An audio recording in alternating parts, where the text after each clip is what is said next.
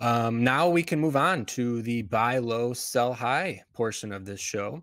Buying low. Who am I buying low on? Well, it's a guy that I had in ace territory this offseason. I seriously thought he was going to put up ace numbers, and I still think he is certainly capable of that.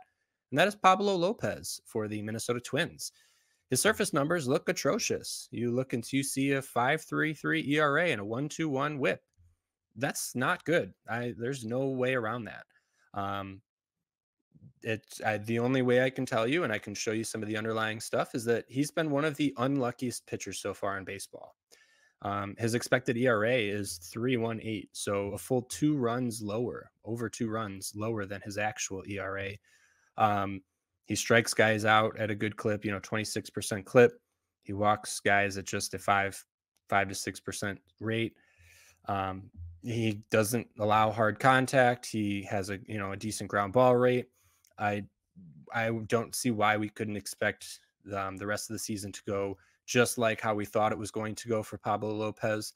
I would be looking to buy him in like a low SP2, high SP3 territory, and he could absolutely return ace values for the rest of the season. I mean, even if it takes him another week or two, I don't even know if it's an issue or it's just been unlucky. Like I mentioned, if things will just start rolling his way or what. But I'm certainly looking and seeing the surface numbers not lining up with the underlying stuff with Pablo Lopez. And I'm willing to take the gamble. Again, if you need an arm, Pablo Lopez is certainly one to go out there that you can, I think, buy and get a good return on your investment for.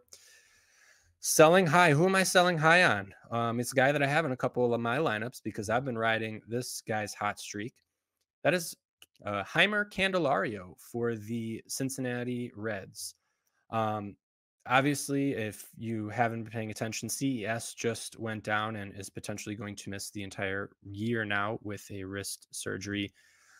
So originally I thought, okay, when CES comes back and Noelvi Marte comes back, Candelario could find himself as an odd man out.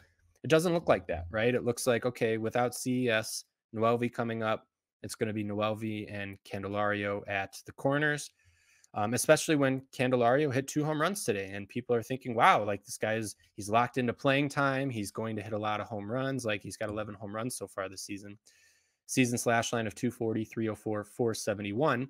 And I'm reading all this, and people are probably going, Vince, why are you selling Candelario? Like he's got everything going for him. Well, I'll tell you why. His expected batting average is 223. He does not hit the ball hard. His average exit velo is 86.2, which is 12th percentile in the league. He's got an okay barrel rate and an okay sweet spot. And those, I think, are the only things, that and the park factor, are the only things that are keeping him basically fantasy relevant in 12-team leagues. If you have 15-team leagues, I understand, you should be starting him pretty much universally somewhere. But if you're in 12-team leagues, I would absolutely be trying to sell Candelario as a potential, first base solution.